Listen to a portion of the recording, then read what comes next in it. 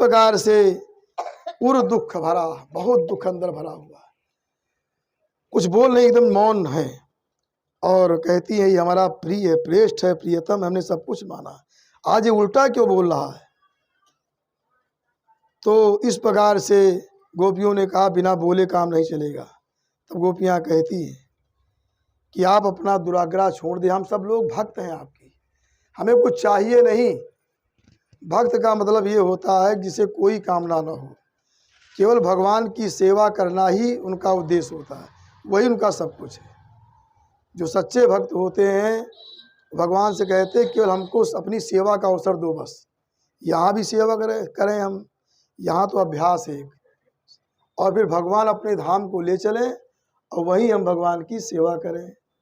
भक्तों के इतने उद्देश्य होता है, उनकी कोई और कामनाएं नहीं होती। इसलिए गोपियाँ कहती हैं हम सब आपकी भक्त हैं, मुझे आप स्वीकार करें, कोई कामना तो है नहीं, केवल आपकी मैं सेवा करना चाहती हूँ।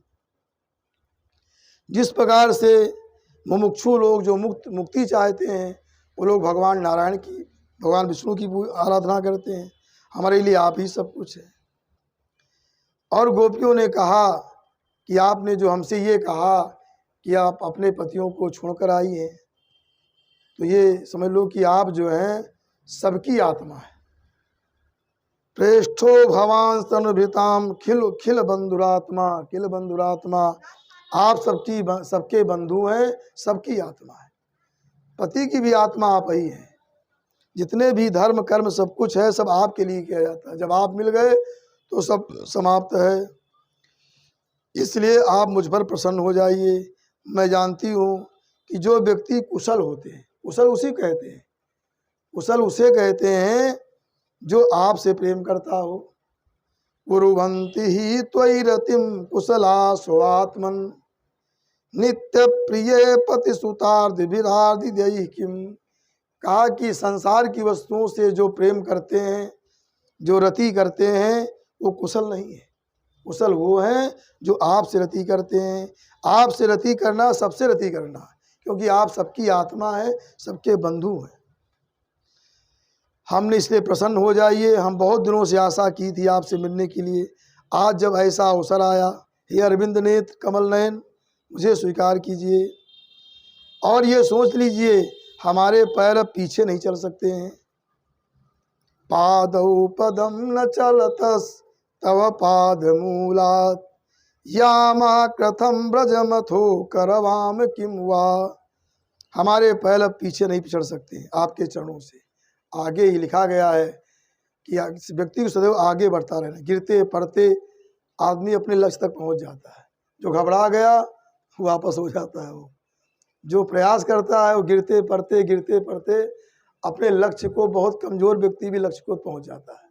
अगर मन में है, मानसिक बल आपके पास है, श्रद्धा विश्वास है, तो गोपियाँ कहती हैं मैं अब यहाँ तक आ गई हूँ, मुझे वापस नहीं होना है यहाँ से। अब वापस होकर मैं करूँगी क्या। हमने सारे विषयों का त्याग करके आपके चरण कमलों में आई हूँ। इसलिए आप जो है ये सुंदर अपना बंसी, जो अधरामृत मैंने बंसी बजा करके, और इस प्रकार से मुझे आनंदित कीजिए, मुझे स्वीकार कीजिए, हमारे हृदय के काम को समाप्त कीजिए। अपने हासावलोक, अपना मुस्कुराते मुझ पर दृष्टि डालो। इस प्रकार से और सुंदर बंसी नाद के द्वारा हमारे हृदय के काम को समाप्त कर दो। यदि आपने ऐसा नहीं किया तो विरह अग्नि के द्वारा हम लोग अपने प्राणों का त्याग कर देंगे। और त्याग करने के बाद होगा क्या कि ध्याने नयाम पदयो पदभीम सखे थे। हे सखे, गोपियाँ भगवान को अपना मित्र कहती थी कि मैं ध्यान के द्वारा, क्योंकि आपका चिंतन करते करते जब मैं अपने प्राणों का त्याग करूंगी तो मैं आपको ध्यान के द्वारा आपके पद को प्राप्त कर लूँगी, आपके धाम को प्राप्त कर लूँगी। इस प्रकार से लेकिन आप कलंकित हो जाएंगे। इस प्रकार से मानो गोपियाँ कहती हैं जो मैं आपके चरणों से हमारा इतना अनुराग क्यों है। भगवान मानो पूछते हैं गोपियों से कि हमारे चरणों में क्या विशेषता है जो तुम सब लोग हमारे चरणों में आना चाहती हो। गोपियों ने कहा, मैं जानती हूँ, क्योंकि भगवान ने लक्ष्मी जी को अपना हृदय स्थान दिया है और तुलसी जी को भगवान ने अपने चरणों में स्थान दिया है। तो लक्ष्मी जी को बड़ा ऊंचा स्थान मिला है, तुलसी जी को चरण मिला है। लेकिन गोपियाँ कहती हैं, आपके चरणों में कुछ ऐसी महिमा है, ऐसा कुछ उसमें, ऐसा उसमें कुछ सुगंधी है, ऐसा कुछ उसका महत्व है, ऐसा कुछ आनंद है कि लक्ष्मी जी इतना ऊंचा पद, लक्ष्मी जब यहाँ रहती हैं, बड़े बड़े ऋषि मुनि देवता सब उनकी आराधना करते हैं। लक्ष्मी जी के गले में जो माला होती है, उस माला में भ्रमर बन करके ऋषि मुनि देवता उनका गान करते रहते। लक्ष्मी जी के गले में जो माला होती है, ऋषि मुनि देवता ये सब जो हैं भ्रमर बन करके उस पर घूमते रहते हैं और लक्ष्मी जी की स्तुति प्रार्थना करने रहते हैं। लक्ष्मी जी ब्रह्मादिक सभी देवताओं से पूजित हैं, लेकिन इतना ऊंचा स्थान लक्ष्मी को मिला, उसके बाद भी वो भगवान के चरणों में आ जाती हैं। तो चरणों की कुछ ऐसी महिमा है कि लक्ष्मी जी इतना ऊंचा पद चुन करके भगवान के चरणों में आ जाती हैं। इसलिए मैं आपके चरणों को चाहती हूँ, आपके चरण रज चाहती हूँ। इस प्रकार से गोपियों ने भगवान की प्रार्थना किया और भगवान दिव्य रूप से प्रकट हो गए। भगवान दिव्य रूप से प्रकट हो गए और भगवान प्रकट हो गए और भगवान ने गोपियों जो चाहा था, भगवान जो गोपियाँ जो चाहती थी उनको सब कुछ प्राप्त हुआ, भगवान से मिलन प्राप्त हुआ। और इसके बाद भगवान उनको आनंद देने के बाद उनके अहंकार को समाप्त करने के लिए भगवान ने क्या किया कि वहाँ से अदृश्य हो गए। अरे भाई बतवाई नहीं, थोड़ा है ना, सुनो, बात बतवा लीजिएगा, आपकी कथा चले इधर पीट करके उधर बतवाएंगे। हाँ तो ठीक ठीक, वार्तालाप न करें। इस प्रकार से जब भगवान वहाँ से अदृश्य हो गए, क्योंकि भगवान जो किसी को वियोग देते हैं, दूर होते हैं, ये उनका उद्देश्य होता है, उनका प्रेम और बढ़ जाए, और प्रेम बढ़ाने के लिए भगवान ऐसा करते हैं। इसलिए भगवान वहाँ से अदृश्य हो गए। कैसे अदृश्य हुए? भगवान राधा जी के साथ अलग हो गए। अब सारी गोपियाँ व्याकुल हो गई, भगवान को खोज रही, क्योंकि भगवान से मिलन होने के बाद भगवान गायब हो जाए तो बहुत ज़्यादा अंदर मन में क्षोभ है। और गोपियाँ उस वृंदावन में घूम रही हैं और सबसे इतना व्याकुल हो गई, सबसे पूछ रही हैं, अश्वत्थ पीपल से पूछ रही हैं, पाकड़ से पूछ रही हैं, बरगद से पूछ रही हैं। कह रही है, आपने देखा है कि नंद सूनुर्गतो हित्वा प्रेम हासावलोकनई, कहा जो नंद का पुत्र वो श्याम सुंदर प्रेम हास के द्वारा अवलोकन करके हमारे मन को चुरा ले गए, आपने देखा है। इसलिए सबसे वो गोपियाँ पूछ रही हैं और तुलसी से पूछ रही कि आप तो भगवान के चरणों में निरंतर रहती हो, आप बताइए कि श्याम सुंदर कहाँ गए हैं। मालती से, मल्लिका से पूछ रहे हैं इस प्रकार से, और कोई उन्हें उत्तर नहीं दे रहा है कि श्याम सुंदर कहाँ गए हैं।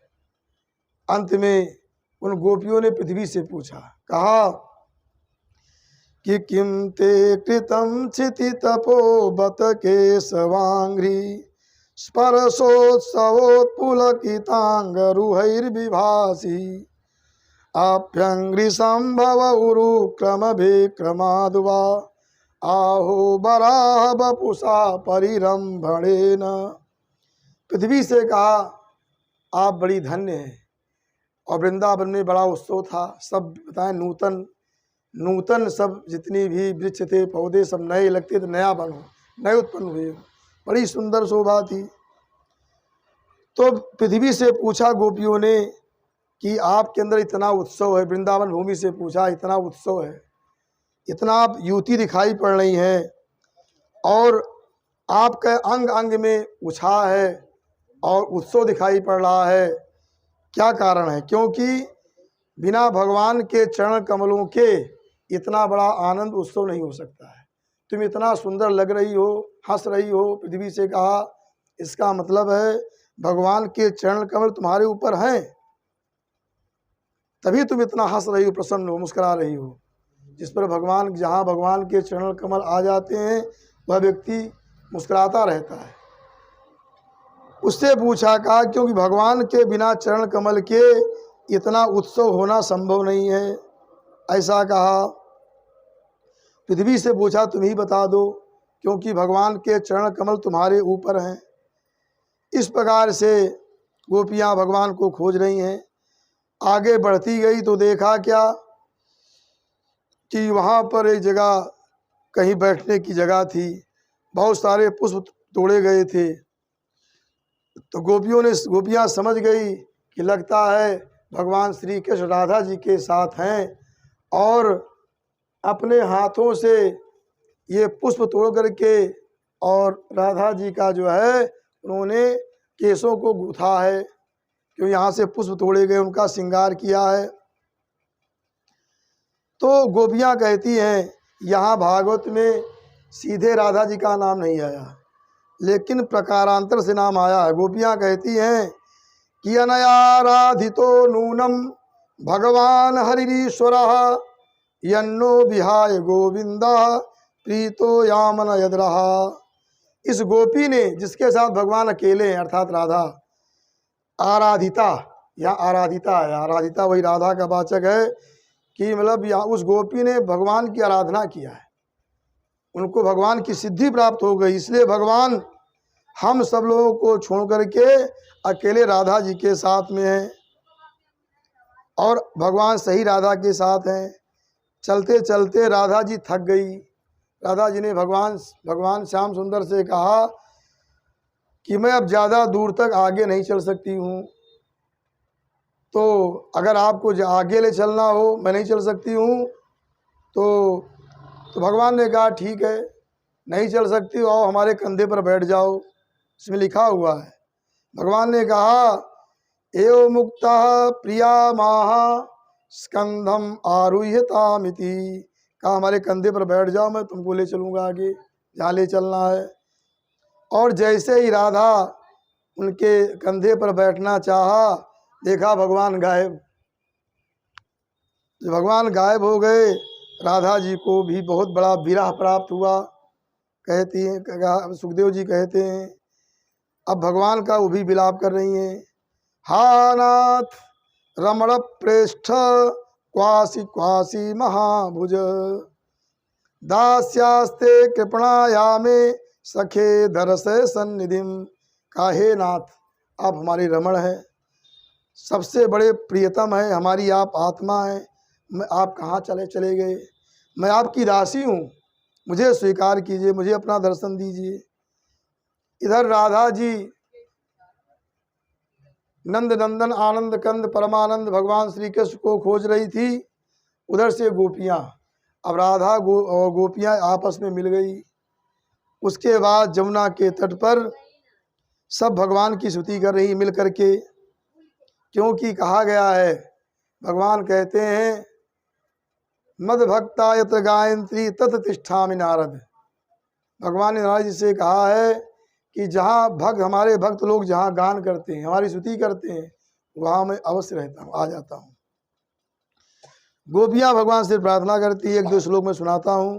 गोपियाँ कहती हैं भगवान से, जयति तेधिकम जन्मना ब्रजः श्रयत इंदिरा शाश्वतत्री दयित दृश्यताम दीक्षुतावकाश त्वयि धृता सवस त्वाम विचिन्वते। गोपियाँ कहती हैं कि जब से ब्रज में आपका आगमन हुआ है, तब से अधिकम जयति, ये हमारा जो ब्रज है ये सभी लोगों से ऊपर पहुंच गया है, सबको पीछे कर दिया। जो यहाँ का आनंद है वो आनंद किसी भी लोक में नहीं। भगवान के परम धाम गोलोक धाम में भी वो आनंद नहीं है, सबसे अधिक बढ़ गया है जब से आज आगमन हुआ है। यहाँ लक्ष्मी जी निरंतर जो है भ्रमण सबकी सेवा कर रही हैं। जहाँ जहाँ वैकुंठ धाम में अर्थात गोलोक धाम में लक्ष्मी जी जीवा सब लोग करते हैं और लक्ष्मी यहाँ सबकी सेवा कर रही हैं। ऐसा है लोग है जहाँ लक्ष्मी सेविका बन गई और हम सब लोग आपको सब दिशाओं में खोज रही हूँ। ये हमारे प्राण जो हैं वो आपके लिए हैं, इसलिए मुझे आप दर्शन दीजिए। इस प्रकार से मैं जानती हूँ आपको, आप जो हैं केवल गोपी के नंदन नहीं है, यशोदानंदन नहीं है, आप सबकी अंतरात्मा में विराजमान रहते हैं। ब्रह्मा जी की प्रार्थना से सबकी रक्षा के लिए आपका अवतार हुआ है। आप अगर किसी का हम लोगों का दर्शन ना दे करके प्राण लेना चाहते उचित नहीं है। इस प्रकार से गोपियाँ भगवान से प्रार्थना करती हैं कि आपका ये जो करार बिंद है, हाथ है जो, ये जो है कामद है, समस्त कामनाओं को देने वाला है। इस अपने हस्त कमल को हमारे सिर पर रख दो। इस प्रकार से गोपियाँ प्रार्थना करती हैं। और अगर ये सोचो कि हम तुम्हारे पास क्यों आवें, तो ऐसा नहीं कह सकते हैं, क्योंकि आप जब आपका चरण कमल जो काली नाग इतना विषधर था, उसके विषय विष था, उसके फणों पर आपने अपना चरण कमल रख दिया, तो हमारे हृदय में इतना नहीं है, इतना विष नहीं है, इसलिए अपने चरण कमलों को हमारे हृदय में रखिए। इस प्रकार से हमारे काम को समाप्त कर दीजिए। इस प्रकार से गोपियाँ भगवान से प्रार्थना कर रही हैं और कहती हैं कि इतर राग विस्मारणम नृणाम वितर वीर नस्ते धरामृतम।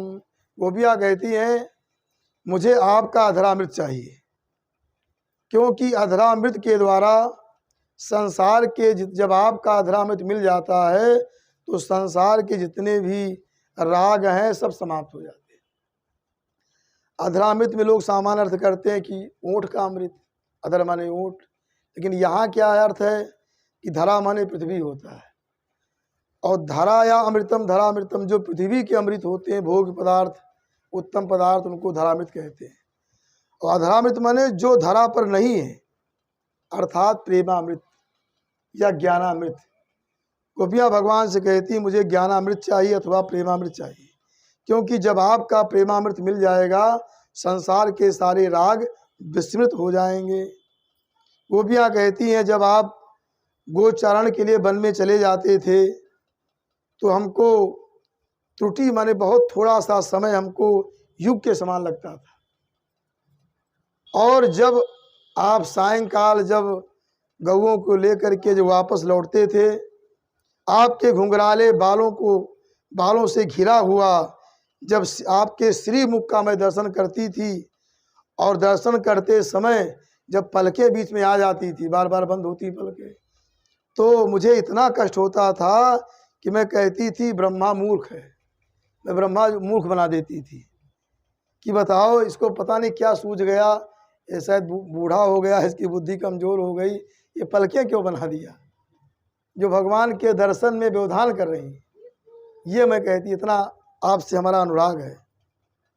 इस प्रकार जब प्रार्थना किया और प्रार्थना से भगवान ने दर्शन नहीं दिया, तब तीसरा उपाय गोपियों ने अपनाया। क्या अपनाया? जो है सुखदेव जी कहते हैं कि रुरुदु सुस्वरम राजन कृष्ण दर्शन लालसाह। जब भगवान का दर्शन नहीं हुआ गोपियाँ रोई। रुरुदु सुस्वरम राजन, खूब बढ़िया स्वर में गोपियाँ रोई। तो अब रोने में कोई स्वर थोड़ी बनाता है, लिखा सुस्वरम माने बड़े सुंदर स्वर में गोपियाँ सब रोई, इकट्ठा होकर के रोने लगी। कबीरदास जी ने कहा है ना कि सुखिया सब संसार है और खावे अरु सोवे, और दुखिया दास कबीर है जागे अरु रोवे। भगवान जागने और रोने से मिलते हैं। तो सब रोने लगी। सुस्वर रोने मतलब क्या हुआ? सुस्वर रोने मतलब ये होता है कि जैसे जो कृष्ण दर्शन लालसा, जो भगवान के दर्शन की लालसा से रो रही, इसलिए सुस्वर है। भगवान के दर्शन के लिए रोना ये सुस्वर कहा गया है। और जो सांसारिक नाशवान पदार्थ हैं उनके लिए रोना वही कुस्वर है। कितना अच्छा रो, लेकिन वो कुस्वर ही माना जाएगा। कुस्वर मतलब क्या है? जो नाशवान पदार्थ के लिए इतना नहीं रोना चाहिए। इसलिए भगवान प्रकट हो गए। लिखा है बढ़िया, भगवान मुस्कुराते हुए, इसमें मान मुखाम्बुजा, मुख बड़ा मुस्कुराते भगवान प्रकट हो गए और बढ़िया पीताम्बर धारण किए हुए हैं, पीला वस्त्र धारण किए हुए हैं। साक्षात मनमथ मनमथा, मानो करोड़ों कामदेव को के जो है प्रभाव को नष्ट करने वाले भगवान प्रकट हुए, माला पहने हुए हैं। इस प्रकार से गोपियों ने देखा और सब प्रसन्न हो गई। भगवान ने अपनी क्या लीला किया कि भगवान जो है जितनी गोपियाँ थी और भगवान ने उतने ही रूप बना लिया। और इस प्रकार से सबको लगा भगवान हमारे साथ हैं और सुंदर रासलीला हुई। सब गोपियों ने परमानंद ब्रह्म रस का पान किया। जो जैसे इसी कामना की थी उन गोपियों की समस्त कामनाएं पूर्ण हो गई। लिखा हुआ इसमें कि रे में रमेशो बज सुंदरी भी यथार्भकास्तु प्रतिबिंब विभ्रमा। भगवान जो रमा के ईश हैं, रमेश लक्ष्मी जी के जो ईश हैं, स्वामी हैं, उन्होंने ब्रज सुंदरियों के साथ ऐसा रमण किया जैसे कोई शीशा में अपना प्रतिबिंब देखता हो। वैसे भगवान ने उन गोपियों से रमण किया। और जो गोपियाँ चली आई थी भगवान के पास, गोपों को लगता था सब हमारे पास यही हैं। उनके दो रूप हो गए। इसलिए कोई गोप जो है भगवान से द्वेष नहीं करता था। इस प्रकार से भगवान की बड़ी दिव्य लीलाएँ हैं। एक बार की बात है, शिवरात्रि का समय था। उस समय एक अंबिका वन है। अंबिका वन में नंद बाबा और सब लोग चल पड़े भगवान शंकर जी का पूजन करने के लिए। क्योंकि गृहस्थों को जो है पांचों देवताओं की उपासना करनी चाहिए। गणेश जी, भले सूर्य, फिर गणेश, माता जी, भगवान विष्णु और शिव, ये पांच ही देवता में सारे देवता मान लिए जाते हैं। ये पांच संप्रदाय हैं, सबका पूजन करना चाहिए। तो सब लोग वहाँ पहुँचे और भगवान शंकर जी का, गणेश जी का, कार्तिकेय जी का, भगवती गौरी जी का पूजन किया। और लिखा है कि भाई रात्रि में जो है जागरण करना चाहिए शिवरात्रि में। बाबा जी भी सो गए तो क्या, एक सर्प निकला, अजगर निकला और बाबा जी को पैर पकड़ लिया, निगलना शुरू कर दिया। बाबा जी चिल्लाए बचाओ बचाओ। और इसलिए क्या हुआ, इसका भाव यही है कि रात में सोना नहीं, सोने से क्या होता, पुण्य नष्ट हो जाता है। और ग्वाल बाल सब जग गए, लेकर के लकड़ी जला करके और जो है उसको जलाने लगे अजगर को। फिर भी अजगर से जब मुक्ति नहीं मिली तो भगवान श्याम सुंदर को पता चला, वो गए, एक लात जो है उस सर्प के मार दिया। भगवान के चरण कमल से स्पर्श होने के नाते वो अजगर सर्प का रूप छोड़ दिया, एक दिव्य रूप में प्रकट हो गया। जब दिव्य रूप में प्रकट हो गया, भगवान ने पूछा भाई तुम कौन हो और इस सर्प योनि में कैसे थे? उसने कहा देखो मैं विद्याधर हूँ, मेरा नाम सुदर्शन था, मैं बहुत सुंदर था और मैं विमान से चलता था, हमको अपने रूप पर बड़ा अहंकार था। एक बार जो अंगिरा नाम के जो विरूप ऋषि थे, उन ऋषियों जो बड़े विरूप थे, कुरूप थे, देखने में रूप उनका अच्छा नहीं था, अंगिरा नाम के जो ऋषि थे, इसलिए मैं उनको विरूप दे करके मैंने उनका परिहास किया, हंसी किया। उन ऋषियों ने मुझे शाप दे दिया कि मैं अजगर बन गया। आज आपके चरण कमल के संस्पर्श से मैं पुनः विद्याधर रूप प्राप्त कर लिया। भगवान ने उस सर्प का उद्धार किया। इसके बाद आए, ऐसी भगवान की दिव्य लीला चल रही। उसके बाद एक वृषभासुर आया। कंस ने बैल के भेष में एक असुर भेजा था। वो असुर आया और वृंदावन में गोकुल में बड़ा उपद्रव मचाने लगा। अंत में सारे पशुओं को परेशान करने लगा। भगवान ने उसके सींगों को पकड़ लिया और इस प्रकार से पीछे बिछाड़ दिया और युद्ध करके उसको समाप्त कर दिया। इस प्रकार से वृषभासुर का भगवान ने वध किया, उद्धार किया। उसके बाद नारद जी जाकर के कंस से सारा हाल बता दिया, सारी घटना कंस को बता दिया। कहा ये दोनों, ये जो श्री कृष्ण हैं, ये बलराम जो हैं, ये दोनों वसुदेव के पुत्र हैं और ये बलराम जो हैं देवकी के गर्भ से रोहिणी के गर्भ में गए और ये देवकी से पैदा होकर के यहाँ से सोते समय जो है नंद बाबा के यहाँ पहुँचा दिए थे वसुदेव जी। जब सारा घटनाक्रम सुना दिया तब तो कंस बड़े क्रोध में आ गया और सोचा कि मुझे बदला चुकाना चाहिए। तो कंस ने क्या किया, अक्रूर जो भगवान श्री कृष्ण के चाचा लगते थे, काका लगते थे, इसलिए अक्रूर को बुलाया और कहा अब हमें श्री कृष्ण और बलराम का वध करना है। उनका वध करने के लिए तुम जाओ और यहाँ मैं एक यज्ञ उत्सव कर रहा हूँ और उस यज्ञ उत्सव में बुलाइए उनको, नंद बाबा को भी निमंत्रण दो और श्री कृष्ण और बलराम को विशेष रूप से बुलाओ क्योंकि उनका मुझे संहार करना है यहाँ बुला करके। तो अक्रूर जी ने कहा देखो ये व्यक्ति जो है अनेक प्रकार के मनोरथ करना, हम ये कर लेंगे वो कर लेंगे, लेकिन उनकी सारी कामनाएं पूर्ण नहीं होती क्योंकि सिद्धि असिद्धि होना जो है वो ईश्वर के अधीन है। तुम अपनी मृत्यु के लिए उनका वध करने के लिए कि हमारी मृत्यु बच जाए उनको मारना चाहते हो, लेकिन अगर ईश्वर चाहेगा, ईश्वर जिसको चाहेगा उसी की मृत्यु होगी। साफ साफ नहीं कहा लेकिन ऐसा कह दिया। अक्रूर ने कहा अगर तुम्हारी इच्छा तो मैं जा रहा हूँ, कोई बात नहीं। इधर क्या हुआ, उसके पहले कंस ने केसी एक घोड़ा के रूप में एक असुर को भेजा, भगवान ने उसका भी संहार किया। आगे अक्रूर जी को भेजा, कंस ने भेजा अपने जो है दिव्य रथ के द्वारा, जो रथ था रथ को भेजा कि जाओ इसी रथ पर जो राजवाहन था इस रथ पर बैठा करके लाओ श्री कृष्ण और बलराम को और बाकी सबको निमंत्रण दे दो। इस प्रकार से अक्रूर जी जा रहे हैं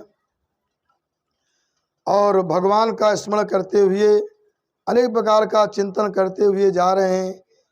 और जब सोच रहे थे कि मैं उनका काका हूँ, भगवान श्री कृष्ण मिलेंगे, हमको प्रणाम करेंगे, मैं उनको प्रणाम करूँगा, अनेक प्रकार की कल्पनाएं कर रहे थे।